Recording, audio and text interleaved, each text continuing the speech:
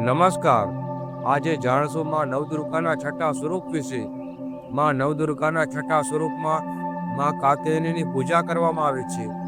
માં કાત્યાયનીનો જન્મ કાત્યાયન ઋષિને ત્યાં થયો હતો, એટલે કાત્યાયની કહેવામાં આવે છે. માં કાત્યાયનીની 4 પૂજા છે, જેમાં અષ્ટશસ્ત્ર અને કમળ ફૂલ છે. તેમનું વાહન સિંહ છે. માં કાત્યાયનીને વ્રજમંડળની અધિષ્ઠાત્રી દેવી માનવામાં આવે છે. ગોપીઓએ ભગવાન કૃષ્ણની પ્રાપ્તિ માટે માં કાત્યાયનીની પૂજા કરી હતી. વિવાહ સંબંધી લાભ માટે એમની પૂજા અચૂક માનવામાં આવે છે.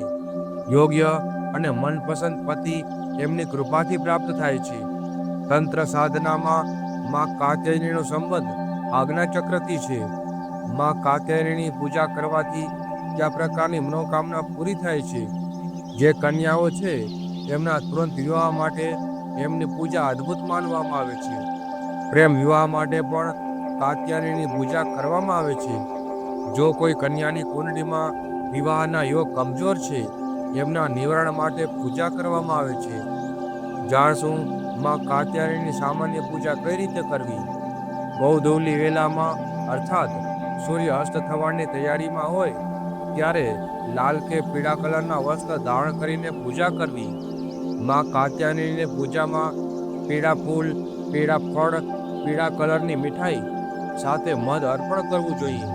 ત્યારબાદ માં કાત્યાયનીના મંત્રનો જાપ કરવાથી વિવાહ શીઘ્ર થવાના યોગ બનવા લાગે છે. વિવાહ માટે વિશેષ પૂજા માટે પીળા કલરના વસ્ત્ર ધારણ કરીને ગૌધૂલી વેલામાં દીપક પ્રગટાવીને પીળા ફૂલ અર્પણ કરવા. ત્યારબાદ 3 આખી અગરની ગાંઠ અર્પણ કરવી. ત્યારબાદ માં કાત્યાયનીનો વિશેષ મંત્ર છે.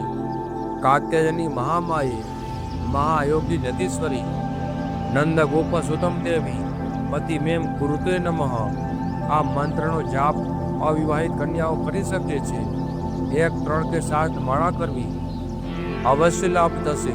પૂજા બાદ અર્પણ કરેલી હળદરની ગાંઠને પીળા કલરમાં કપડામાં લપેટીને પોતાની પાસે સુરક્ષિત રાખવી. માં કાત્યાયનીની વિશેષ ભોગમાં મધ અર્પણ કરવું. ત્યારબાદ પ્રસાદ સ્વરૂપે વેચવું. આપનું અવશ્ય કલ્યાણ થશે.